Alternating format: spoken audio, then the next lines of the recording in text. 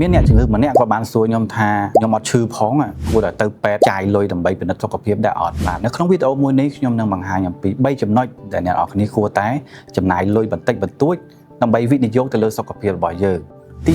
1នៅពេលដែលគ្រួសាររបស់អ្នកក៏ដូចជាក្រុមគ្រួសារណាមួយគាត់មានជំងឺដូចជាលើឈាមទឹកនោមផ្អែមឬមហារីកគឺជាពេលវេលាមួយដែលអ្នកនរគ្នាគួរតែស្វែងរកថាតើខ្លួនឯងហ្នឹងអាចទទួលមរតកជំងឺហ្នឹងពីមនុស្សចំនួនមុនរបស់យើងឬក៏អត់ហ្នឹងទី1ទី2នៅពេលដែលក្រុមគ្រួសាររបស់យើងរកឃើញថាគាត់កើតជំងឺមហារីកហើយអ្នកនរគ្នាក៏ត្រូវតែស្វែងរកថាខ្លួនឯងអាចកើតជំងឺមហារីកដែរឬអត់ពីព្រោះជំងឺមហារីកកាលណាដែលវាកើតឡើងហើយក្នុងដំណាក់កាលដំបូងឬក៏ដំណាក់កាលទី1វាកម្របង្កជារោគសញ្ញាធ្វើឲ្យ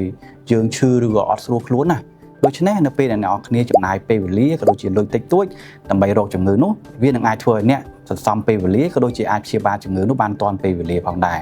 ទី3នៅពេលដែលអ្នកអាយុចាប់ពី40ឆ្នាំឡើងវាគឺជាពេលវេលាមួយដែលអ្នកនរគ្នាគួរតែវិនិយោគលុយ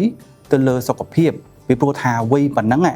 យើងអត់ដឹងថាខ្លួនឯងឈឺអីខ្លះក្នុងខ្លួនលើសអីខ្លះខ្វាយខ្លះទេដូច្នេះការដែលពិនិត្យសុខភាពចាប់ពីអាយុ40ឆ្នាំឡើងទៅវានឹងអាចជួយឲ្យយើងរកឃើញជំងឺអស់ទាំងនោះហើយនៅពេលដែលអ្នកនរគ្នារកឃើញវានឹងអាចធ្វើឲ្យការព្យាបាលនោះឆាប់ទទួលបានជោគជ័យជាជាងការដែលទុកឲ្យខ្លួនឯងឈឺហើយតែរកការព្យាបាលវានឹងអាចធ្វើឲ្យការព្យាបាលពិបាកនេះគឺជាចំណុច3សំខាន់ដែលអ្នកនរគ្នាគួរតែស្វែងរកការពិនិត្យសុខភាពឲ្យហើយទាន់ខ្លួនមិនទាន់ឈឺ